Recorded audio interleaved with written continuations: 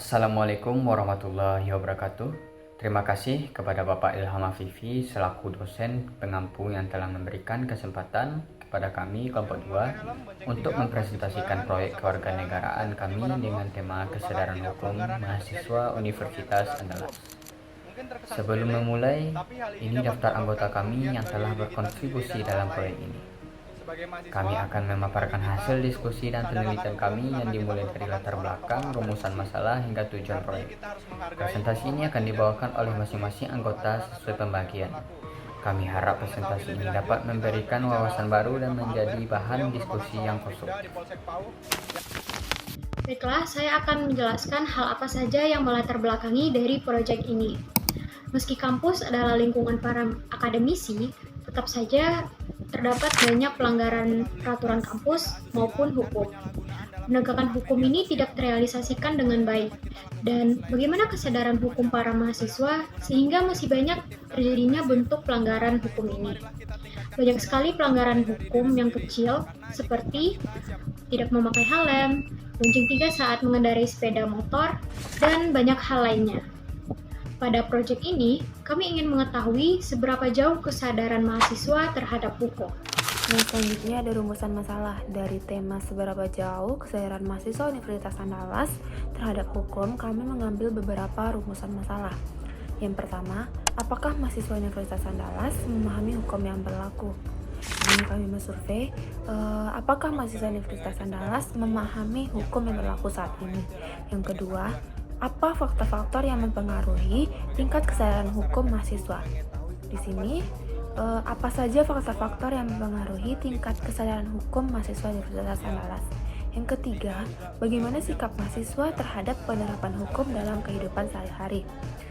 Bagaimana sikap mahasiswa tersebut terhadap penerapan hukum dalam kehidupan sehari-hari mereka? Selanjutnya kita masuk pada tujuan proyek. Proyek ini memiliki 3 tujuan utama yang menjadi landasan penelitian kami.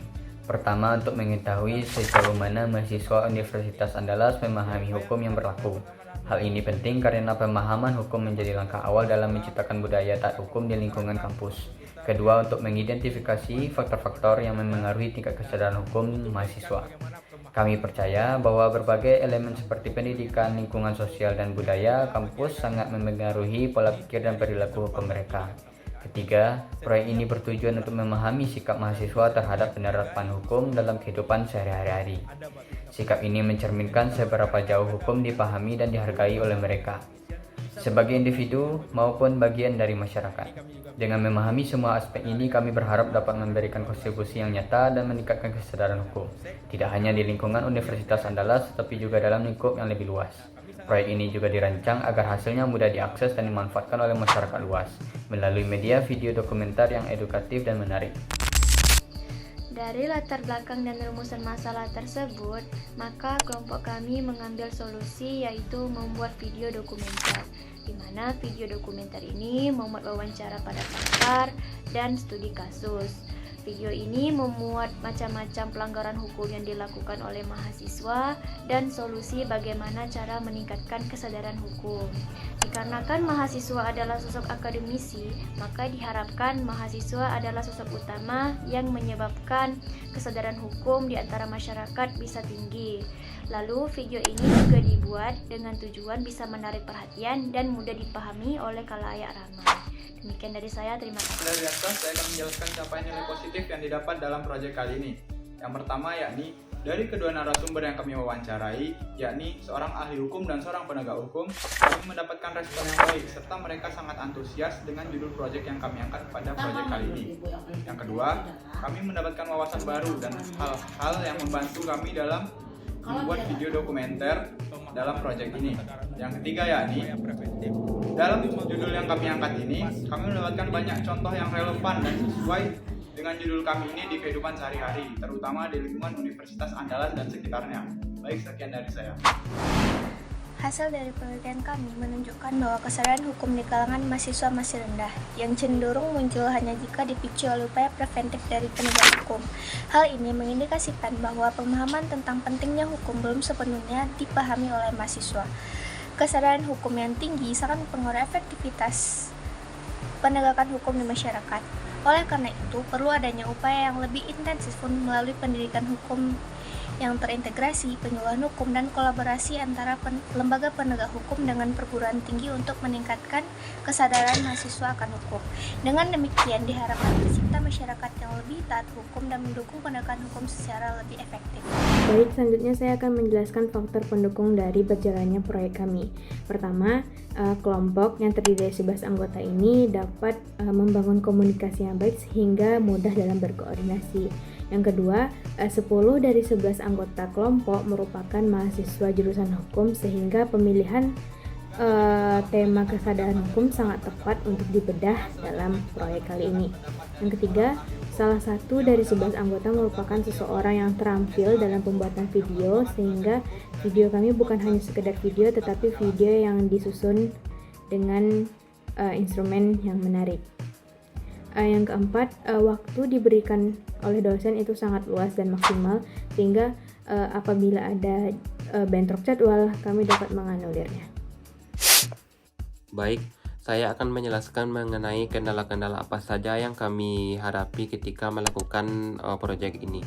Yang pertama yakni bentrok waktu temu anggota dalam mengerjakan proyek. Dikarenakan anggota kami berjumlah 11 orang dan diantara kami tersebut memiliki waktu dan jadwal yang berbeda-beda, maka kami sangat kewalahan untuk menentukan hari dan jam yang sangat tepat untuk berkumpul mengenai pembahasan proyek ini. Yang kedua yaitu perizinan wawancara dari narasumber, dan ketiga pencarian properti pembuatan adegan video. Poin 2 dan 3 ini kami begitu lumayan sulit untuk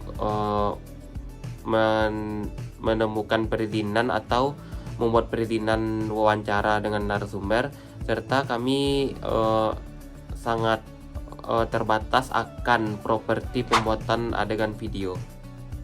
Akan menjelaskan tentang solusi dari hasil proyek kami. Nah, solusi yang pertama adalah koordinasi dan kerjasama tim. Ini bukan cuma soal siapa yang bertanggung jawab atas apa, tapi juga bagaimana setiap orang tahu peran masing-masing dan saling membantu saat dibutuhkan. Kalau misalnya ada masalah, kita bisa saling berbicara dan mencari solusi satu sama lain. Solusi yang kedua yaitu penggunaan waktu yang maksimal. Nah, manajemen waktu itu kunci supaya kita bisa menyelesaikan tugas dengan baik tanpa merasa terburu-buru atau kelelahan. Misalnya di awal hari kita bisa tentukan mana yang harus dikerjakan duluan dan mana yang bisa ditunda. Dan solusi yang terakhir yaitu komunikasi dan berbagi media untuk keputusan proyek.